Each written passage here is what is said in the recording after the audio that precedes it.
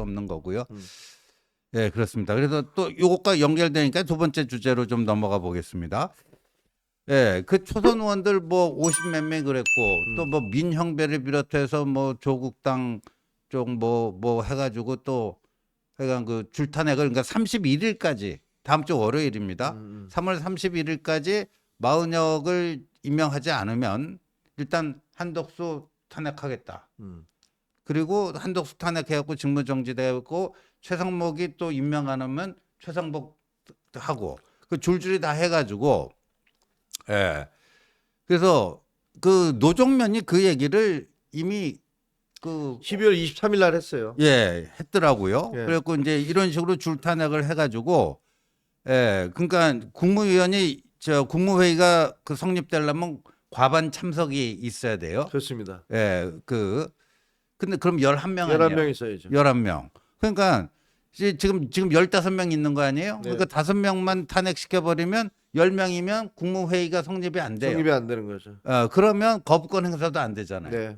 예, 거부권 행사도 안 되고 그러니까 민주당이 통과시킨 법안이 바로 이제 그 성립을 한다. 뭐 이런 것까지 지금 얘기를 하고 있어요. 맞습니다. 그러니까 그거는 어떻게 보면 아예 그냥 국가를 무정부 상태로 만들겠다는 거잖아요. 네. 그 무정부라는 게 사실은 헌정사상 처음 있을 수 없는 일이죠. 그게 헌법이 있는 국가에서 어떻게 무정부가 되겠습니까? 그리고 무정부라는 게 얼마나 두려우냐면요. 제가 언론사 출신이니까 제 친구가 KBS에 있던 한 친구가 있는데 그 친구가 아프리카 취재를 갔다 와서 그 얘기를 하더라고요. 그게 한 20년 전 얘기예요. 뭐라 그러냐면 야 내가 그 아프리카 취재해 보니까 독재보다 무서운 게 있더라. 그러면서 그게 무정부더라. 왜냐면 독재 국가에 가면 그냥 하지 말라는 것만 안 하면 목숨을 부지하는 데는 아무 걱정이 없다. 나름의 질서는 있는 거죠. 네, 나름대로 독재의 질서가 있는 거지. 옳은 건 아니지만. 네. 근데 무정부 상태에서는 도대체 언제 어디 총알이 날라올지도 모르겠고 뭘 해야 될지도 모르겠고 뭐 이런 얘기들이 있더라고요.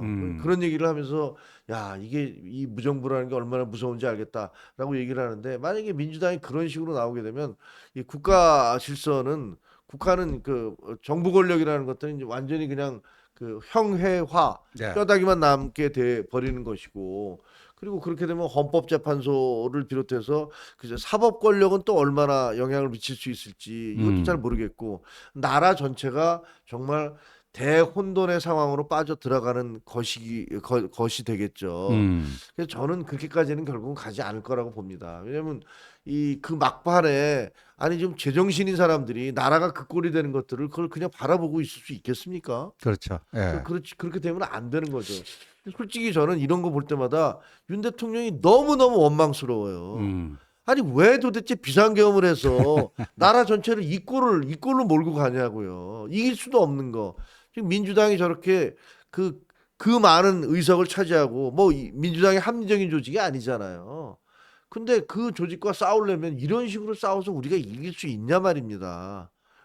근데 이렇게 만들었어요. 이제 결국은 양쪽의 비이성적인 어떤 전략이 맞서서 나라가 지금 결국 국민들과 기업인들과 뭐 이런 소상공인들과 뭐 이런 분들만 지금 등이 터지게 생겼으니 이게 무슨 짓인가라는 생각이 듭니다. 그 김어준이 며칠 전에 본인의 그 페이북에 올린 그거 있잖아요.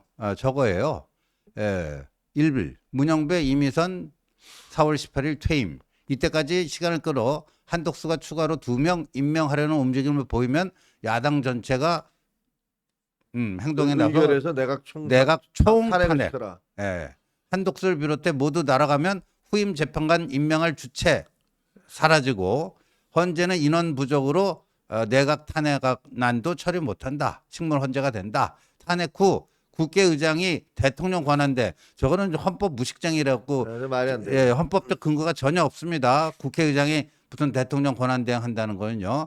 예, 특검법 및 민생법안을 통과시키면 된다. 아니 그러니까 권한대행 맞지 않더라도 국무회의가 소집이 성립이 안 되니까 거부권 행사가 안 돼갖고 뭐 할 수 있다 뭐 그런 얘기로는 가능합니다.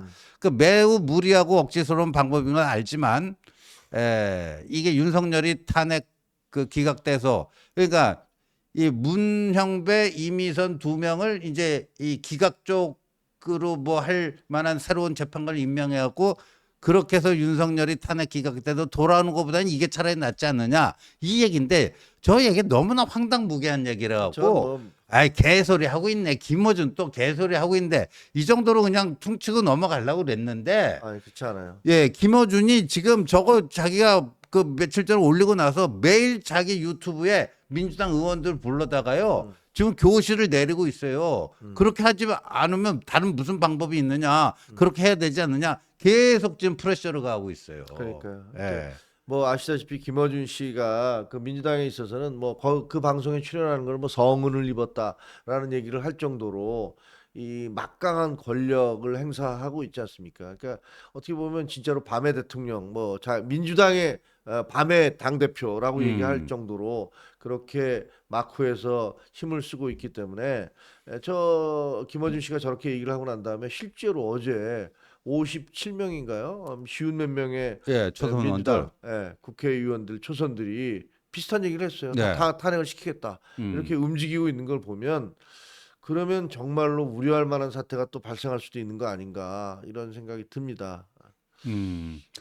진짜 걱정이에요. 그 진짜 탄핵을 할지 안 할지 아니면 이게 단순한 블러핑 그 협박용인지 예, 그래가지고 그 헌재에 그 빨리 선고일을 잡고 뭐 하라는 그런 압박용으로 하는 건지 진짜 할 건지는 뭐 어떻게 보세요? 진짜 할 것 같아요?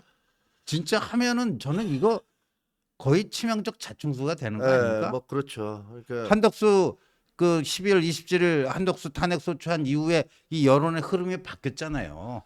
예, 완사이드하게 도대체 윤통은 왜 그 느닷없이 그 시대착오적인 계엄을 해갖고 나라를 이렇게 엉망으로 만들었대? 완사이드하게 가던 여론이 한덕수 탄핵 이후 바뀌었잖아요. 그렇습니다. 예. 저거는 나라에 어떻게 되든 말든 간에 그저 자기들의 정파의 이해관계에 의해서 갖고 있는 그 법적 권력을 다 쓰겠다 이런 네. 얘기잖아요. 그러니까 rule of the law가 아니라 rule by the law. 그러니까 법률을 가지고서 우리가 나라를 막 그 말아먹든지 뭐 하든지 마음대로 하겠다라는 건데 저건 정말로 매국적인 행위라고 생각을 해요. 저건 나라를 생각하는 게 아니라 자기 정파의 이익을 그 나라에 앞세우는 거니까 저건 정말 매국적인 행위라고 생각할 수 있는데 문제는 실제로 저렇게 될 가능성을 전혀 배제할 수는 없다.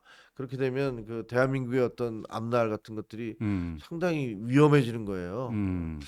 정말 그 비상계엄 이후에 비상계엄으로 인해서 그 이후에 비정상적인 비상계엄으로 인해서 그 이후에 전개되는 상황이 다 비정상적이에요. 그러니까요. 다 비정상이고. 다 비정상이 저기 되고 있고 나라가 정말 흔들흔들 하고 있는 거죠.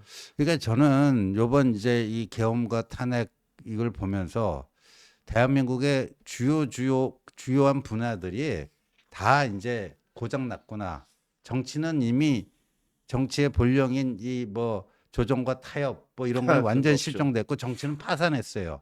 그리고 자기들이 해결해야 될 문제를 뭐 헌재에 보내고 법원에 보내고 다 그러고 있어요. 근데 사법도 굉장히 사법에 문제가 많다는 거예요. 형사사법에. 공수처 그랬죠. 그렇죠. 검찰 그렇죠. 예. 법원도 그렇잖아요. 예, 법원 그렇죠. 헌재 그렇죠. 저러죠. 예, 또 경찰은 뭐 저 멀쩡합니까? 그러니까 형사사법의 주요한 그 국가기관들이 다 문제가 있다는 게 드러났어요. 그게 뭐냐면요. 네. 그 지금 우리 5공화국, 6공화국 헌법, 1987년도에 만들어놨던 헌법이 이제 거의 수명을 다해서 네. 이제 진짜 산소 호흡기를 들고 있는 그런 상황과 비슷하게 되고 있는 겁니다. 그래서 우리가 어떻게 해서든지 이제 이 6공화국의 헌법 개헌을 통해서 6공화국의 문을 닫고 그다음에 7공화국을 열어야 된다는 어떤 시대적 소명의식, 소명 이런 것들을 갖게 돼요. 이대로는 안 되죠. 여러분 이게 되겠습니까? 여야 지금 이런 정치인들에게 정치를 계속 맡겨서 나라를 맡겨서 이 나라가 제대로 되겠습니까? 좀 그렇다면 아까 우리 신지호 그 전 의원 말씀하신 대로 경찰, 검찰, 사법부 뭐 하나 제대로 지금 믿고 신뢰할 수 있는 기관들이 다 점점 더 사라져가 버린 이런 상황이에요. 그래서 진짜로 대한민국의 대개조를 하지 않으면 대한민국의 대변혁을 하지 않으면 그러면 정말 우리는 큰일 났다 이런 생각을 하게 됩니다. 네. 그래서 하여간 이거는 뭐 민주당이 어떤 식으로 결정할지를 봐야 되는데, 그런데 또 한편에서는 그 김용민을 비롯해서 몇몇 사람들이 개헌 국민 투표를 해갖고 윤통 임기 단축시키는 거를 대안으로 생각해야 되지 않겠느냐, 뭐 그런 얘기도 있었잖아요. 예. 근데 그거는 민주당이, 그러니까 그거는 굉장히 좀 온건한 해결 방법인데, 또 나름대로 민주당 김용민이 얘기한 거지만 그건 나름대로 의미가 있어요. 국민 투표를 하면 개헌을 하자는 거잖아요. 그죠? 네, 개헌 국민 투표를 통해서 윤통의 임기를 단축시키자. 예. 근데 임기 단축 개헌만 할 수는 없잖아요. 그렇죠. 그거 하는 김에 이제 무슨 다른 권력 구조도 만들고 그러면 그게 자연스럽게 7공화국 개헌으로 갈 수가 있어서 나름대로 그거 그렇게 하면은 뭐 좀 괜찮은 뭐가 될 수도 있겠다 했는데, 그거는 이제 민주당 내에서 별로 지지를 못 받고 있는 것 같아요. 그러니까 이런 사태를 막기 위해서, 그래서 사실은 비상계엄이 내려졌을 때 저희가 윤석열 대통령에게 스스로 조기 퇴진 그 프로그램을 가동시키는 게 좋겠다라고 얘기를 했던 거거든요. 그렇죠. 이게 헌법재판소로 가면은 대통령이 어떻게 해서든지 본인을 살려고 하는 어떤 노력을 최선을 다할 것이고, 그 다음에 그 반대쪽에서는 어떻게 해서든지 대통령을 끌어내려는 그런 행동들을 할 것이기 때문에 그 양쪽 진영에서 그렇게 나오면 결국은 국민들이 길거리에서 마주치고 충돌하는 수밖에 없게 되잖아요. 그래서 조기 퇴진 프로그램을 요구를 했던 건데 결국은 대통령이 그걸 거부를 하셨죠. 거부를 하고 나서 지금 그 이후에 진행된 과정을 보면 지금 100일 동안 진행된 걸 한번 보세요. 나라가 지금 어느 꼴로 가고 있는지를 한번 보십시오. 그러니까 그렇다면 이게 뭘 위해서 한 거예요? 비상계엄은 도대체 뭘 위해서 한 겁니까? 비상계엄이 반국가 세력을 척결하기 위해서, 일거에 척결하기 위해서 반국가 세력이 머리에다 반국가 세력이라고 쓰고 다닙니까? 주사파들이 나 간첩이야, 나 주사파라고 쓰고 다닙니까? 간첩이야말로 간첩 아닌 듯이 행동할 것이고, 사기꾼들이 사기꾼처럼 행동해서 사기칠 수 있습니까? 제가 보기에는 정말 말이 안 되는 그런 무리한 계엄이었고, 그 계엄의 후유증으로 인해서 이런 일들이 벌어지고 있는 거예요. 이게 민주당 잘했다는 건 절대 아닙니다. 민주당 계엄이 있고 난 다음에 민주당이 벌였던 그 문제, 그 태도들, 보여줬던 태도들, 민주당이 얼마나 믿을 수 없는 집단인가를 여실히 보여줬는데, 계엄을 안 하고 그냥 놔뒀으면 올 봄에 이런 일들이 생겨서 네, 저희가 우위를 점하면서 민주당을 공격하고 그럼요. 이재명 대표 계속 재판 받으라고 하고 이러면서 우리가 밀고 나갈 수 있었어요. 근데 팔을 다 깨버린 거예요, 지금. 그렇죠. 그래서 우리로 하여금 이렇게 두려움에 떨게, 이재명이 다시 대통령이 되는 거 아니야? 뭐 이렇게 두려움에 떨도록 만들어 놓은 겁니다. 정말 속상해요. 예, 그 저 윤 대통령이 헌법재판 그 최후 진술 하면서요, 만약에 이제 직무복귀하게 되면은 임기 단축 개헌을 해가지고 7공화국을 열고 본인은 남은 임기 다 채우지 않고 뭐 7공화국 열고 물러나겠다 그랬잖아요. 네. 최후 진술에서요. 네. 그런데 여러분, 이거는 지나간 일이지만 굉장히 의미 있는 거라 갖고 제가 말씀 안 드릴 수가 없는데, 12월 3일 비상계엄이 나고, 그래서 저희 그 한동훈 대표 측에서 검토했던 유력 시나리오 중에 하나가 질서 있는 퇴진 아닙니까? 그렇죠. 질서 있는 퇴진의 구체적인 로드맵. 그 로드맵이 뭐냐?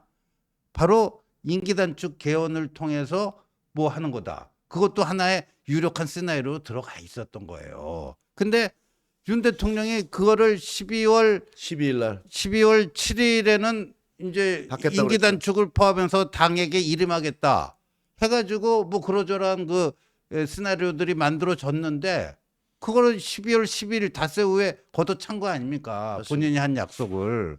근데 결국 헌재 그 최후 변론에서는 최후 진술에는 뭐라고 그랬어요? 그렇게 또 하겠다고 하는 거예요. 그러니까 왜 그렇게 했는지. 그러니까 그러니까, 믿기가 어렵죠. 솔직히 그렇죠. 말씀드리면 뭐 대통령이 돌아와서 만약에 기각이 돼서 돌아온다 하더라도 과연 어떻게 행동을 할지를 저희는 알 수가 없고, 무엇보다도 지금 걱정이 되는 거는 정부에 대한 신뢰 같은 것들이, 그 의회도 민주당에 의해서 완전 다수파로 장악되어 있는 데다가, 그 다음에 예를 들면 공무원들, 당장 국무회의에서 어떻게 할 건지, 네. 그 공무원들의 입안, 그리고 군과 검찰, 그러니까 경찰, 이런 권력기관들에서 전부 다 이제 뭐 대통령의 영이 쓰겠느냐 이런 부분들이 있어요. 그러니까 맞아요. 이거를 어떻게 해야 될 것인가 이거 진짜로 지금 큰 고민 중에 하나인 거죠. 그러니까 이래도 고민 저래도 고민 뭐 이런 상황입니다 지금. 네. 자, 이제 저희는 마지막 주제로 넘어가겠습니다.